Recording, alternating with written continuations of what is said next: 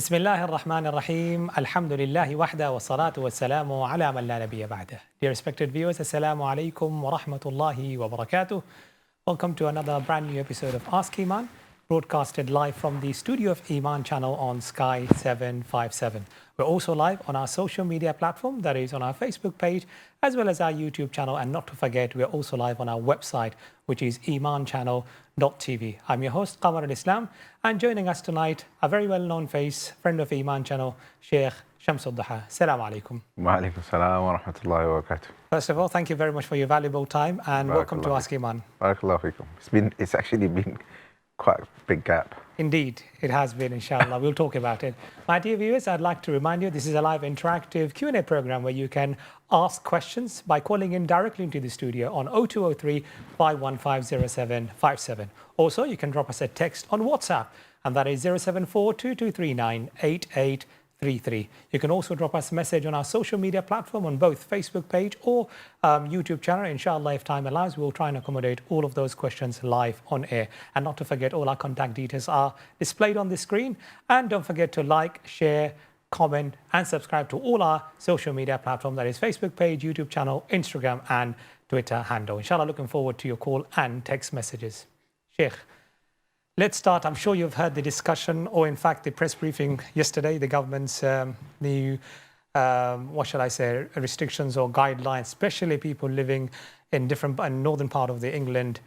And obviously, we'll be following and adhering to the guidelines. But I would like to find out from you, what would your message be, especially to the Muslim community living up in the northern area, and especially to the mosque committee and management, and how should they approach, especially when we are at the moment seeing that the numbers are increasing, and there are, unfortunately, as we know from research and the science, BAME community are highly affected, especially we live with our extended families, and alhamdulillah, we've got large family. There's blessing, but at the same time, we have got challenges at the same time. As we can see, the COVID-19 does not differentiate.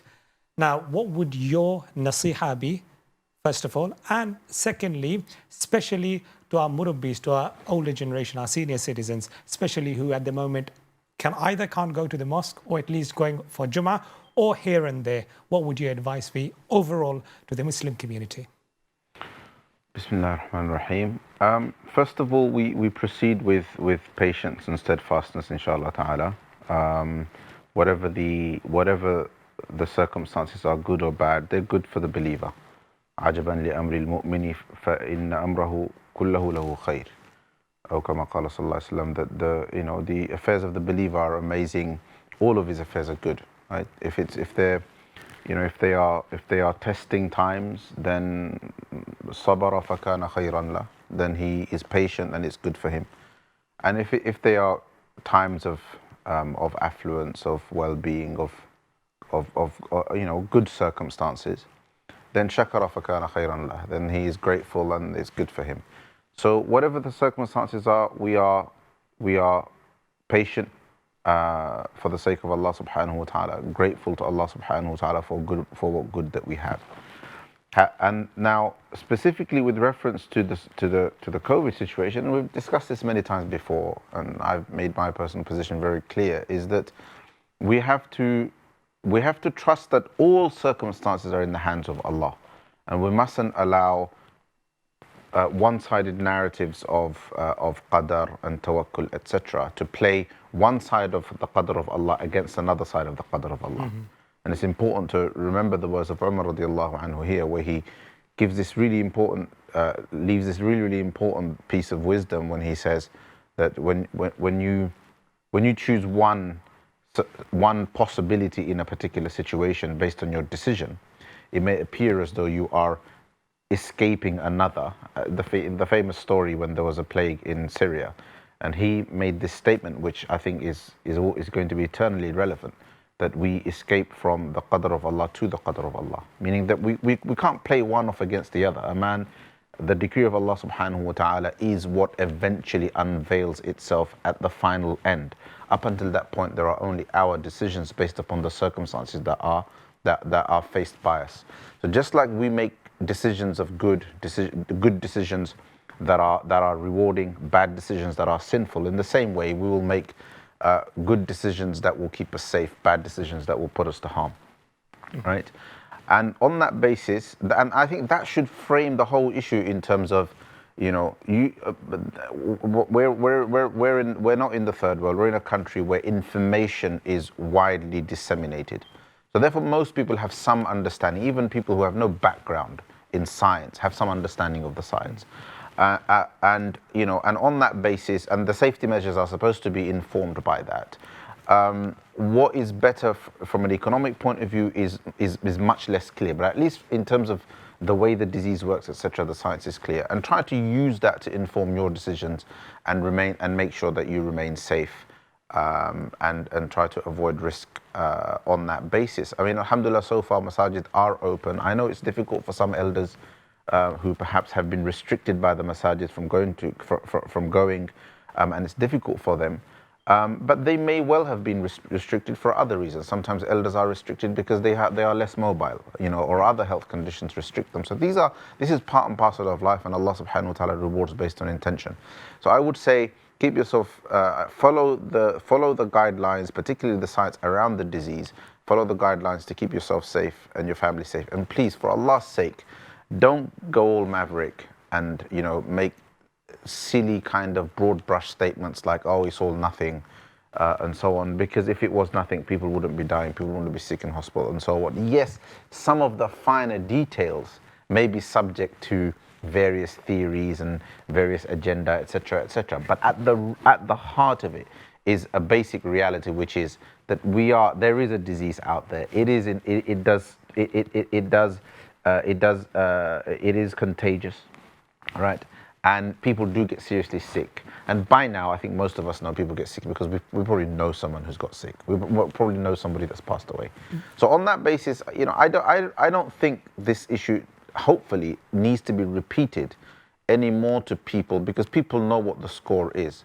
And if people don't know what the score is by now, to the extent that they're being careless and they're putting themselves and others in danger, then I don't think no matter of further explanation is going to convince people like that until they are hit by it themselves. Very rightly said. And you did mention correctly that on this very program, Ask Eman, we have on numerous occasions have discussed this particular subject. But as we all know, it's a reminder to constantly keep us reminded of what's happening, what the situation is, and to be informed. Now, the other thing that you have mentioned about the young people. Now, I would like to find out from you, because I've even I've seen on social media platform, and rightly I'm assuming you must have also come across certain messages. Oh, we are young, it won't affect us. It will only affect people who are senior citizen. I'm doing this and this, and you've also already touched about the tawakkul of Allah. Now, that's one side for our youngsters, especially some of them, not all of them, of course. Now, the other side of it, we have got, alhamdulillah, a lot of our Muslim community are involved in businesses. Apart from all the helps and support that are available from the government scheme and whatever has been announced, but still there is a worry at the end of the day that how will I feed my children? How will I look after my family? What will happen to me? That constant worry. And that, again, we've seen study has shown us that impacts the mental well-being. Now, yes, we know we have to have tawakkul on Allah subhanahu wa ta'ala. Alhamdulillah, there are means available, whatever we can take to our advantage within the legal guidelines.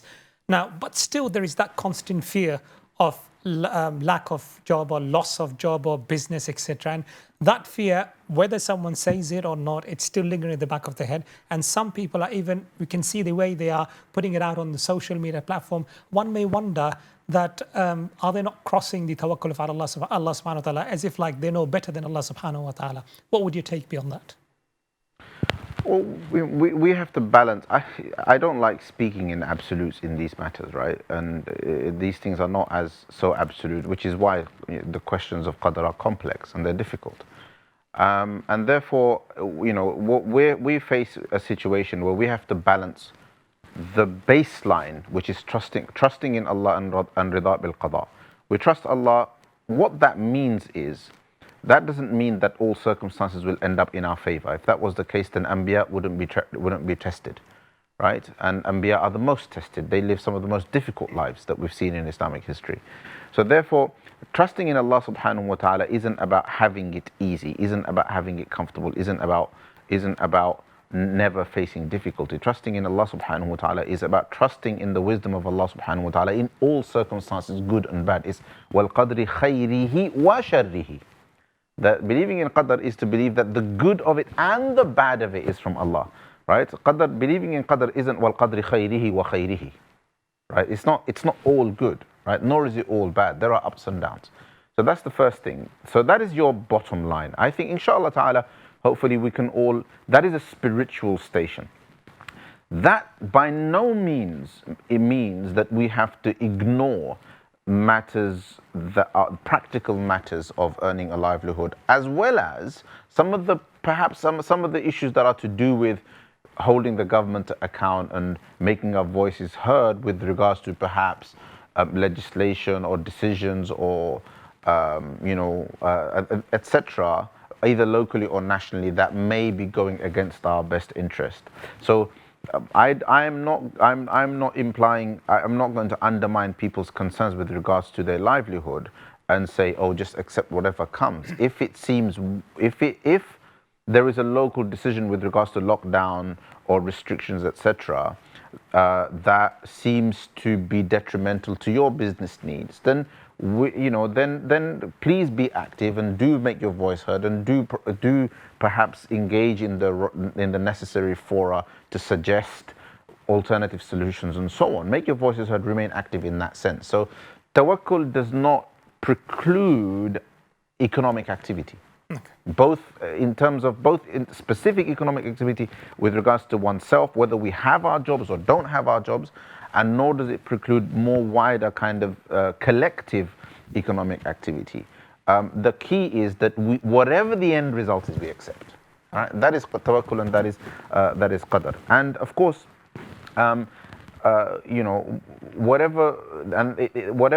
whatever the circumstances are, some people have completely lost their jobs and they're difficult. We do, at least people in this country need to at least, sometimes you have to consider different sides of the coin to bring yourself to a state of equilibrium, to a state of balance. So on the one hand, yes, it's tough. Yes, it's difficult. Yes, it's extremely stressful to lose our job. But to balance things out, we have to look at the flip side of the coin. And that is that, let's face it, right? How many people are going to starve in this country? We're not going to starve, and our children are not going to starve in this country. We are going to face relative hardship. Part of that hardship is going to be stress, right? But that perspective and knowing that there are other people in the world who will actually starve because of coronavirus, who will actually die not of the virus, but they will die from the circumstances created by the virus, from the economic climate created by the virus, right? Indeed. They will die because of homelessness and because of other diseases that they have been exposed to as a result of losing their home, losing their income, etc., etc.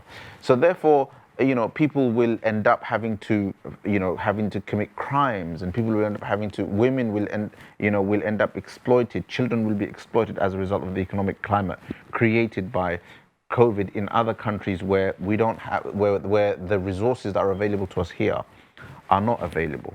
So yes, on the one hand, do be concerned and constructively focus on solutions, focus on what you can do, right?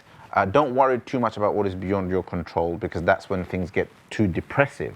But on the other hand, look at the other side of the coin and thank Allah subhanahu wa ta'ala. And hopefully that will bring us to that state of equilibrium, that middle ground that will keep us, yes, stressed, yes, challenged, but keep us in a state of mental equilibrium and some degree of mental well-being in what is, of course, a difficult time. Thank you very much. It has been beautifully explained by our beloved Shaykh Ad-Duha, that let us not worry about something that is beyond our control and do whatever we can do within our control, at the same time making dua to Allah subhanahu wa ta'ala. May He ease the situation. Now, I'd like to remind our viewers, if you've got any question that you'd like to ask, this is the very program where you can ask by calling in directly into the studio on 0203 515 0757. And also, you can drop us a text if you prefer.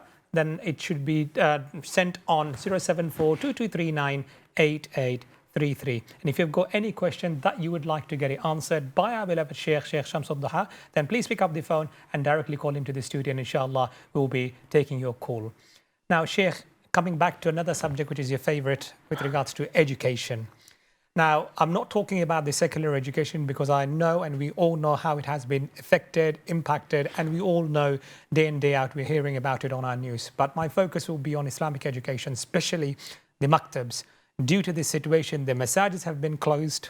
So there was no maktab. Then masajid have started to reopen gradually, but still majority of the mosques, as far as I'm aware, you can correct me, that the maktabs are not taking place. And a lot of the places I'm hearing that there's no alternative solutions done, which means there's a bigger impact on our children learning the basic ahkam of Islam or the Arabic language or the Quran itself. Now, this is very, very important to us, especially as Muslim living in the West End here in the United Kingdom. Now, what would you say, what should our parents do? Now, what I mean by that is our parents are very concerned. You can obviously see when it impacts the secular education. Now, we don't see the same level of worry or seriousness. I'm talking in general, not the exception, when it comes to the impact of the Islamic education. Now, how important it is, especially in this current climate when our children are not learning as they would normally do in previous years. What should they do and how should the parents be concerned and what can they do to make sure that it can have the least impact on their Islamic education? Well, firstly, let's talk as a community, right? Please. As a community, I don't believe we are in a situation where it's not possible to provide Islamic education, right? Yes, it might be 10%, 20% off, but given that some of our Islamic educational provision, is still evolving, it's still developing, right? It's still I would say, in terms of quality and standards, it's still very much in its infancy. Actually, the possibility now of shifting our educational provision towards technological platforms online, whether it's through Zoom or systems that have some sort of learning management aspect involved and so on. These actually are solutions that might enhance Islamic education if teachers use perhaps the time that they have to really take advantage of this technology, and parents work in partnership with teachers to ensure that children are, first of all, well-resourced and facilitated. Children have the devices that they need, and also that they're being supervised to access the learning. So, Zoom. To be fair, all the technological companies have upped their game, and I don't know of any circumstances where there's been such a mass kind of unavailability of online learning that people haven't been able to access it. So from a community point of view, from a communal point of view, I don't see that the circumstance that presents itself before us is one where education is inaccessible. But more specifically, from an individual point of view, yes, there may be people in some remote place where the broadband quality isn't quite good enough, signals choppy and they can't access Islamic education and so on. Whatever the case may be, I would suggest now that we, look at what schools are doing, look at what solutions they're implementing, and try to mimic them, right? There's no reason why an Islamic studies teacher can't teach on the phone.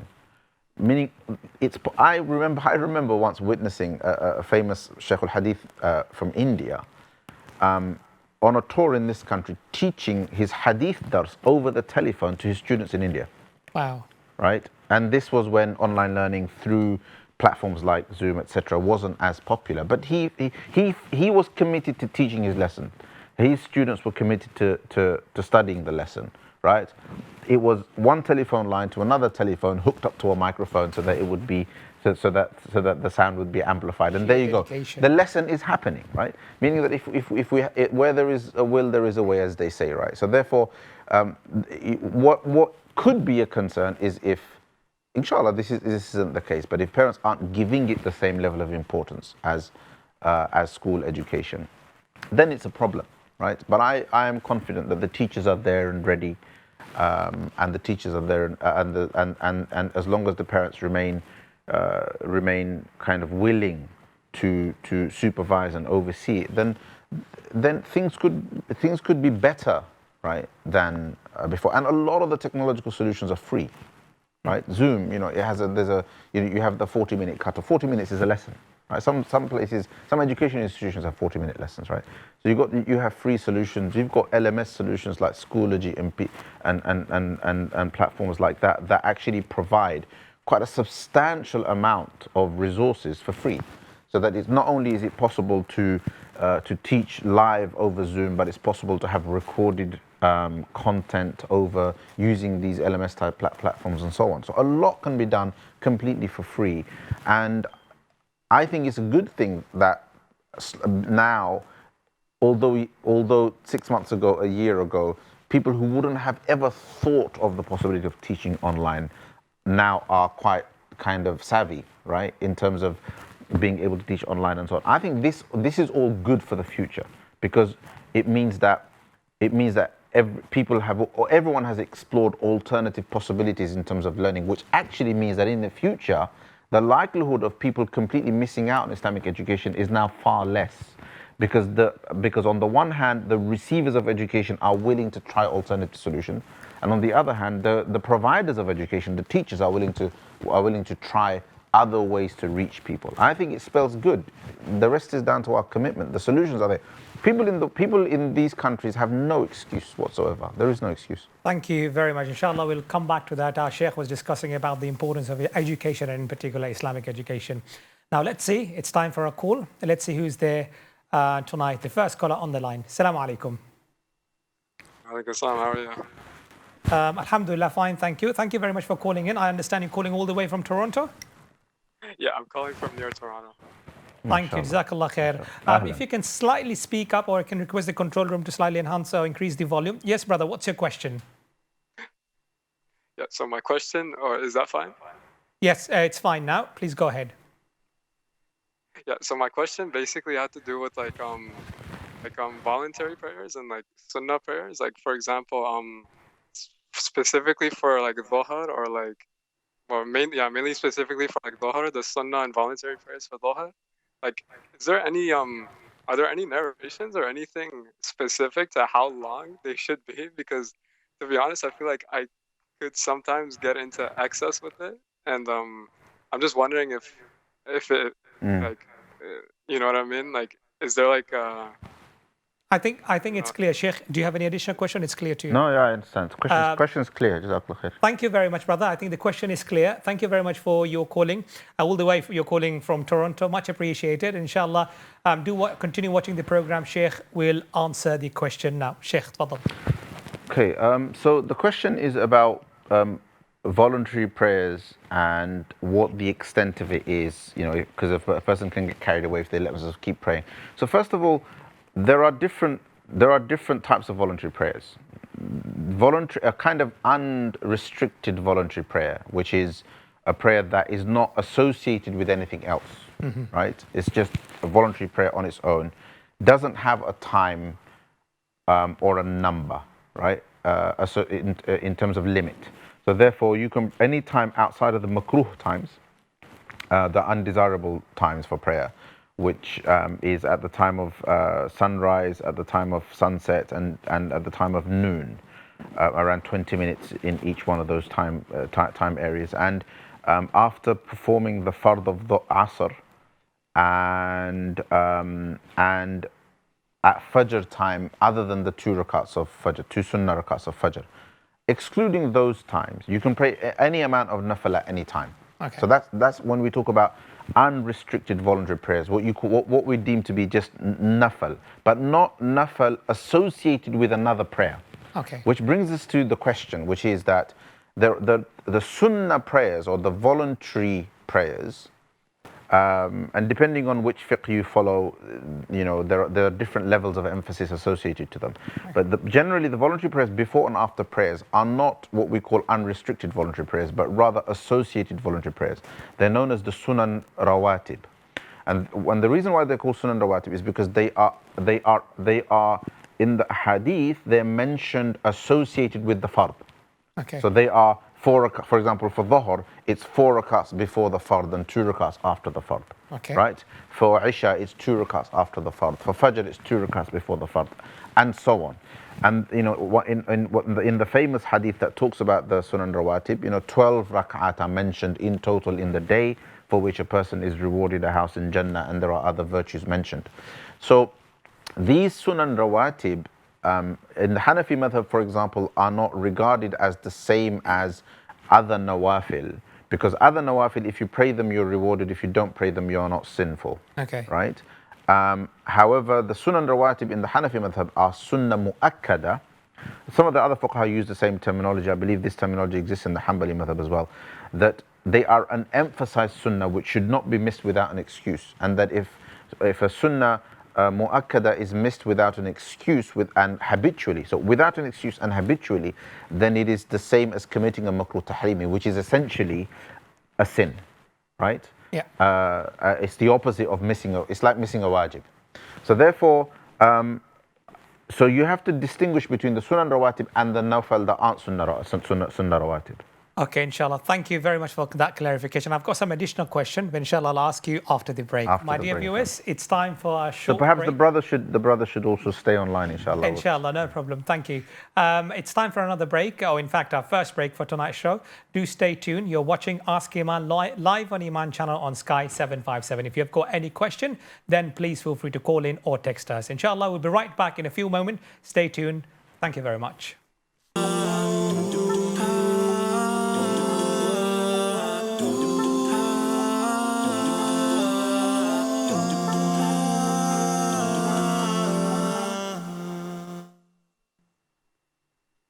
Welcome back to Ask Eman, broadcasted live from the studio of Eman Channel on Sky 757. Thank you to all of those who are watching through our social media platform, through our Facebook page, as well as our YouTube channel.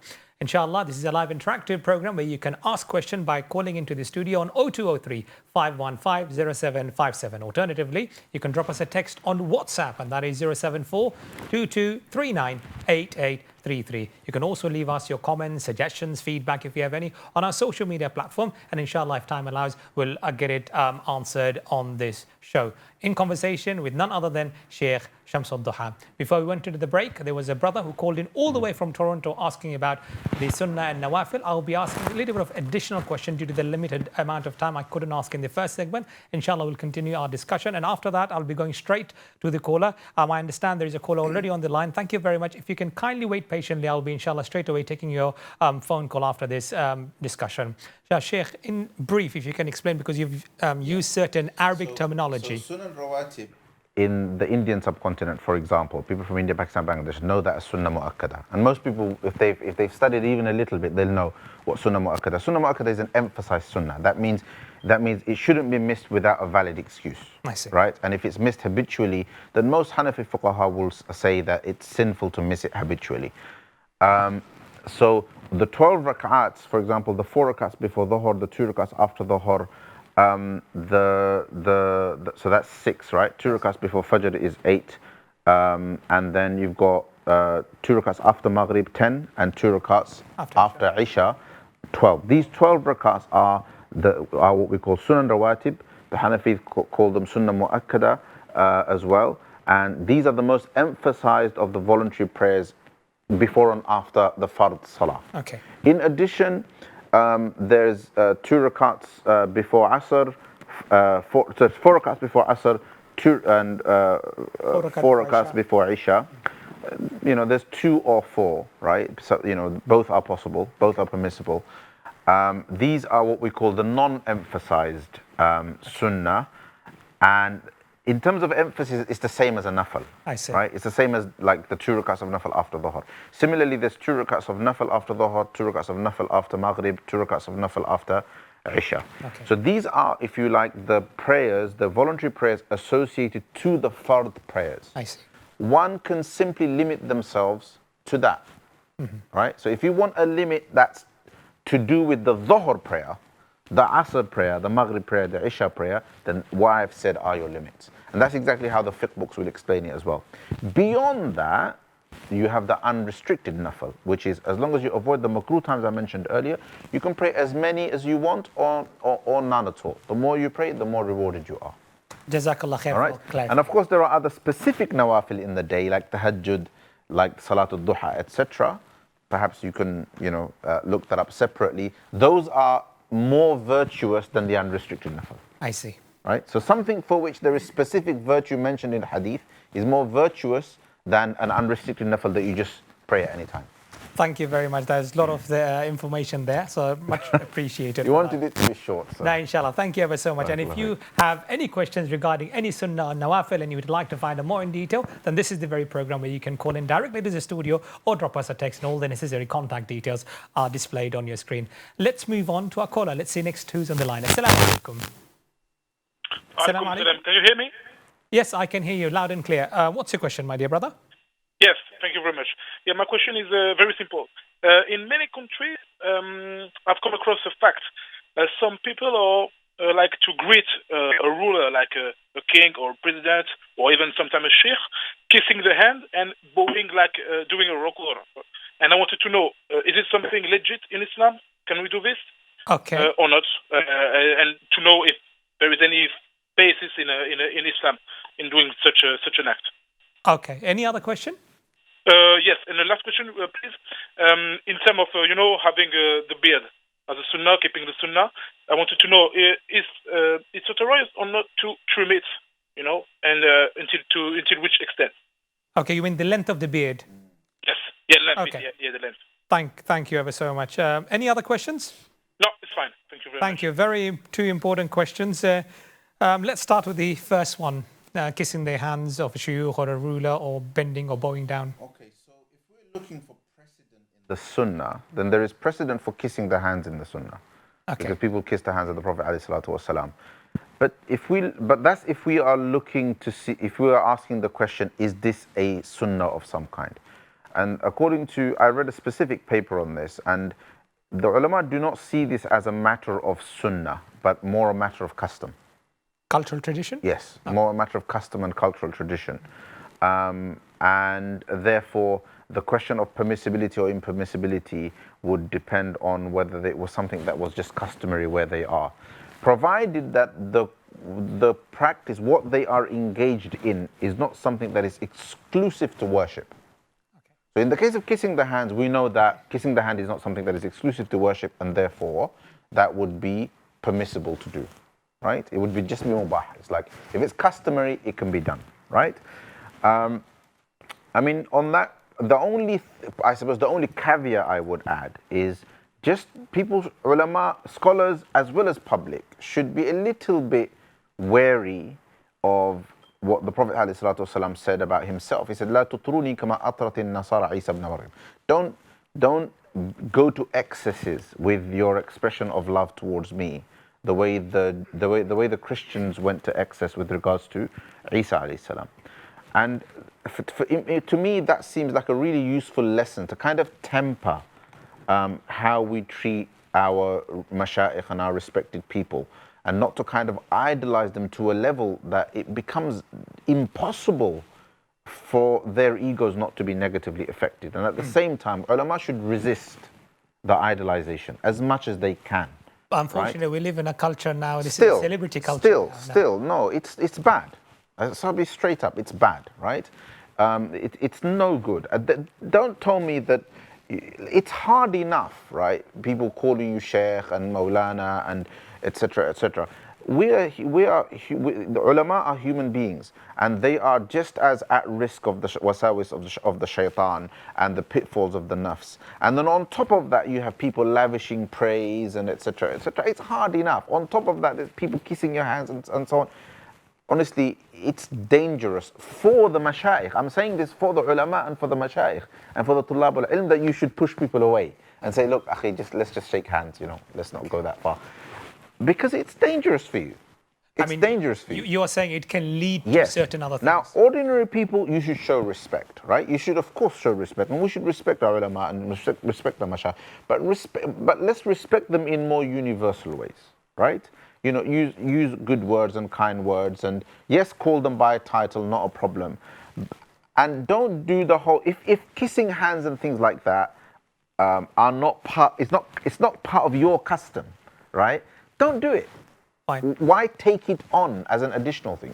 Like sometimes when I hope I'm not remiss in this, and nobody ever minded me not doing this, right? I often see, I go and I've met some of the greatest mashayikh in the world, right? Alhamdulillah, I've been blessed.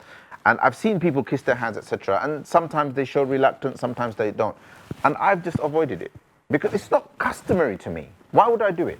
Why would I do it now? It's not customary to me. It's not sunnah, and it's not part of my custom. Yes, it might be part of their custom, but as far as I'm concerned, it's better off for me not to do it. Okay. Do you understand? I'm doing them a favor.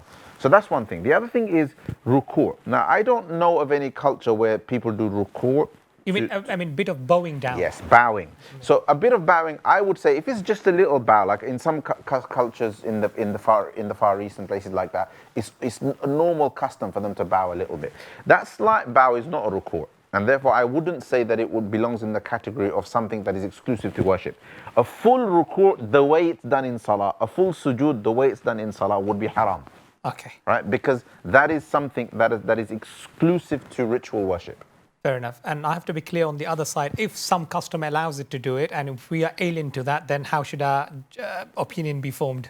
Well, it really depends on your situation. First and foremost is the principle. The principle is that if it is something that is just a matter of custom and culture, first is it's permissible, right? And then the other points that I mentioned about ulama should kind of just ease off, and people should also be mindful and show more universal forms of respect. That's a caveat. That's a safeguard. Okay. I'm mentioning that as a safeguard because there is danger associated to these things. Thank you very much. Now we've got callers waiting on the line. The second question about the length of the beard. It's a very common question asked on Ask Eman. Well, I mean, the straightforward answer to this is that there is consensus of the ulama that beard should be grown, and the vast majority of scholars say that it should be grown to a fist length at least, and it is permissible to trim past that, right? Most scholars say that it is obligatory to maintain that kind of length, the fist length, roughly what my beard is, right? Especially the bottom part. This doesn't grow to a fist length. I am Bengali after all, and we have thin beards. Everyone is different. Let's say it this way. I know. And then in the Shafi'i madhab, it is sunnah to keep the fist length, and therefore it would be completely impermissible or haram according to the majority of scholars to trim below the fist length, and in the Shafi'i madhab it would be makruh. Okay, thank you. And the Shafi'is themselves clarify that it would be makruh tanzihi, as in it would be undesirable to trim it below a fist length. So people who can should lengthen it, people who can't should at least try to abide by the Shafi'i position. I would say that that is as far as we can go within the current context. It is haram by consensus, unanimously it's haram to shave. And may Allah subhanahu wa ta'ala, I mean, we all have sins, and may Allah subhanahu wa ta'ala forgive all of us. Jazakallah khair for that clear explanation. Also, another thing I'd like to mention, if someone doesn't keep it, let us make sure that we do not become judgmental about it and we do not name call anyone. Inshallah, we can make dua for each other. Then may Allah give us the ability. Don't get judgmental both ways. Don't judge people who've shaved. It's one of the big lessons that one of my teachers taught us, right? He said he met somebody, he had this university professor who was clean shaven, and he was one of the most pious men he'd ever met. So, you know, people have their own reasons. And then secondly, don't judge the other way. Oh, the guy's got a big beard, therefore he's super pious, right? Because neither of those assumptions is true. People's piety is their own. The ruling in Sharia is what we're talking about. We're not judging people. Thank you ever so much. And also, I know of many brothers that have got medical condition that doesn't allow them to keep have their beard. And everyone has their own. But regardless, if one person is remiss because they don't keep a beard, then I'm remiss because I don't get up for my fajr. Right? This is a worse sin. Inshallah. Thank you very much for that clarification. Now, moving on swiftly to our next caller. Let's see. Assalamu alaikum. Assalamu alaikum. Can I kindly request our dear viewer to please mute your volume or put the volume down and speak through the telephone? Brother Ahsan? I think we are having technical difficulty. I can just a reminder for all our viewers, if you would like to speak to us, kindly please mute the TV volume or put the volume down or speak in a different room, or you can pause the live show and speak to us directly through the phone. And inshallah, that will enable us to speak, to have a conversation directly. Otherwise, there will be a delay in our conversation. Next caller. Assalamu alaikum. Assalamu alaikum. Wa alaikum assalam. Thank you very much, brother, for calling in. What's your question? I've got one question. Please. It's about making the wudu. I'm working on a construction site. I'm wearing safety boots. So I would like to know if it's permissible to wipe off the boots when we start when I'm making the wudu. Okay, wudu. Okay, clear. Any other question? Just that question. Okay, thank you very much for that question. Again, a very important question. Yeah. Asked. The answer is yes, it's permissible provided you fulfill the conditions of masah. Okay. And the conditions of masah al-khuffayn, right? Wiping over leather socks. So the conditions are that you have to wear the boots on wudu, in a state of wudu, and then you're allowed to wipe over them once after your wudu is broken. After that, following this wudu, the wudu that you wore them with. Okay. If you take them off, then you have to make a fresh wudu, washing your feet, and then put the boots back on again. So the idea would be that, for example, if you're not going to take the boots off for the whole day, and you wore the boots in the morning in wudu, then the next time you break your wudu and you break your wudu and make wudu, right? Then instead of washing the feet, you can just wipe over the boots. That's permissible. But just remember that condition. You must wear them on wudu, right? Okay. And they should cover your ankles. Just to clarify, wear them on wudu basically means you have to have wudu first and then put on the socks. Yes, you make wudu in a state of wudu. You don't have to have made wudu just then. Okay. When you wear the boots, you have to be in a state of wudu. Okay. Right? They must cover your ankles. Right? They must cover your ankles. They can't be below the ankle. Anything that's below the ankle, you can't wipe on them. Right? So if the boots, usually work boots are, they cover the ankle. So they need to be that height, and basically if you wore them with wudu, then you can wipe on them. Thank you very much. Right? There are other conditions. These two are the most important. Condition. Okay. Thank you very much. Hope that answer is clear to you. But if you have got any other question or any following questions or additional question, then please feel free to call into the studio on 0203 5150 Also, you can drop us a text on WhatsApp, and that is 074 22398833. Before you move on to the next caller, let's take a question from WhatsApp, Shaykh.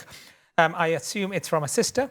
And it's, Assalamu alaikum, I wear niqab when I go out. Will I be sinning if I take it off while sitting for exam and doing my job? Very important question. Currently, we are all more or less wearing niqab, alhamdulillah. I mean, inshallah, Allah subhanahu wa ta'ala reward you for your dedication. There's difference, obviously, I mean, the ulama have different views about this, which is why some women wear niqab and other women only wear the hijab. Some ulama consider the niqab to be wajib and others don't. And I would say that for women who wear the niqab, it's a commitment that you've made and you should stick to it, and may Allah reward you for it. But if you are in a situation where you must take it off, then you have the lesser opinion that you still conform to. And I would, obviously the ulama who have the strict view about the obligation of covering the face in all circumstances in front of non-mahram would say that it is therefore nevertheless a sin to take it off in front of strangers. In front of strangers. Okay. If there's only women there aren't any strangers around, you're in a private room, then of course you're not sinful. You have every right to take it off. So obviously according to those ulama, and obviously I have to represent their view accurately, according to those ulama it would be sinful to take it off and expose the face in front of a stranger. However, the vast majority are of the view that the face is not the awrah that needs to be covered in front of a stranger, and therefore it is permissible for the face to be exposed. And based on that opinion, there is no sin in this situation. So in the case of the sister, I would say, if you're okay with this and you just want what the general guidance is, then inshallah, in your situation, you will not be sinful. You had a reason to take it off. You needed to sit somewhere and eat. And normally, I believe you're already doing the better and the strict. You're conforming to the better and stricter standard anyway. So inshallah, there will be no sin. But that is if you are okay to follow the more this kind of a relatively more lenient view. Otherwise, people follow whoever they follow, basically. Thank you very much. Next, let's move on to a telephone call. Assalamu alaikum. Assalamu alaikum. Wa alaikum assalam wa rahmatullahi wa barakatuh. Calling from London. Thank you very much. What's your question? My question is, I've got about 2 or 3 questions, if that's okay. Okay, let's start with the first one. It's all going through Jamaat. So you know how it's permissible for 2 men to pray together. I just wanted to know whether, if a husband or wife was to pray together, is that permissible? And the second one is, if a husband and daughter or brother and sister, whether that's permissible. And another one is whether, for example, if there were two men or in the line and there was like a daughter or a sister at the back, would that be permissible, if anything? Okay, when you mentioned about the brother, are you talking about the brother to the dad or brother to the sister? Brother To the daughter? Regardless, it's fine. Okay, I think we've dropped the line. But anyway, the overall question is clear to us, Sheikh, if you can answer this. Yeah, so the straightforward answer is yes, but there are some conditions, right? What so are they? Yeah, so first of all, so the main thing is if two men are performing salah in jama'ah, right? Then if we go by the most precautious of the views, then basically the imam stands slightly ahead, a step ahead, if you like. A step ahead, okay. A step ahead of the muqtadi. This is not a condition according to all of the ai''imma. Okay. But at least, in the Hanafi madhab is a condition. So let's just say as a minimum at least, that the imam should be a step ahead of the muqtadi, of the follower, of the person who is following. But if the second person is not a man, it's a woman, so it's this person's wife or a mahram, then even if it's only one person, they cannot stand next, even if it's your mum. Just translate the word mahram. Mahram is a woman who is not a stranger to you. So she's like either she is your wife, or she's like a mother or a sister, or a direct maternal, paternal aunt, etc. So daughter as well, of course. So all of the mahrams, right? So it doesn't matter who it is, right? If a woman is the second, right, or the third or the fourth, right, then in all circumstances the woman will stand in the row behind. Okay. Right. So that's mainly that is the key piece of guidance. There are some details I won't go into. So in all of your scenarios, whether it's wife, sister, daughter, etc., if it's a female, she stands in the row behind, even if she's alone. Okay, so for That's example, the only husband condition. and wife still a row behind. Yes. Okay. Even if they're husband and wife, they don't stand next to each other, right? The wife stands in the row behind. Okay, fair enough. Right, directly behind. Thank you very much for that. Hope that answer is clear to you. Moving on, next caller. Assalamu alaikum. Assalamu alaikum. Assalamu alaikum.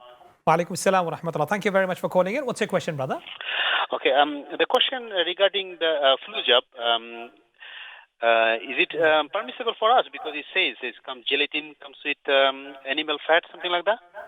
Yeah, pork gelatin. Okay, is there any other question?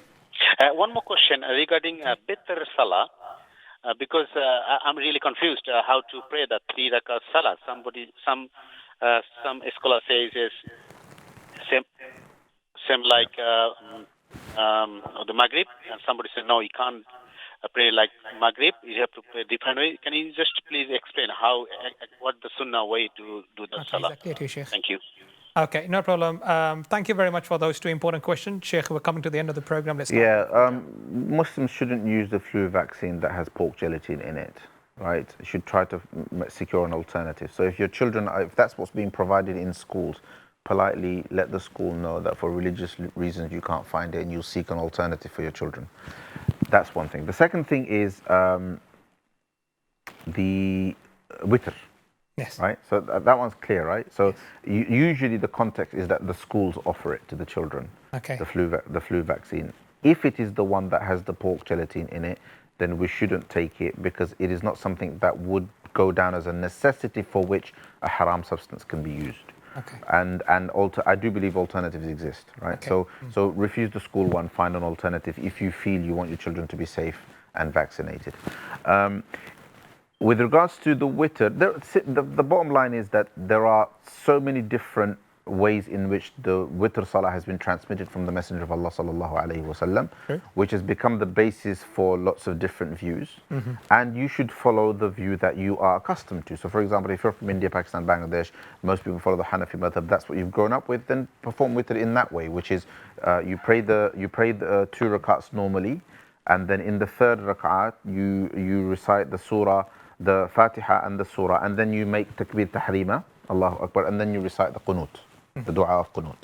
That is the Hanafi method. It's as simple as that. If you're a Hanafi, if that's what you're exposed to, whether you know it or not, that's what you're exposed to, that's how you've been taught, you pray in that way. If you've been taught in a different way, either by making the qunut after the ruku' or with a salam after the first two, after the first two rakats, or without the salam after the first two rakats. Regardless, whatever opinion you have been taught in accordance with, among the accepted opinions of the fuqaha, and I've mentioned three already. So the Hanafi one, the one where there is a salam after two rakats, and after two rakats followed by qunut after ruku', and the one where the qunut is also after ruku' after the ruku' after the third rak'ah, but there is no salam after the two rakats. Okay. All of these are valid. People should practice the one that they have been taught from the ulama that they have access to.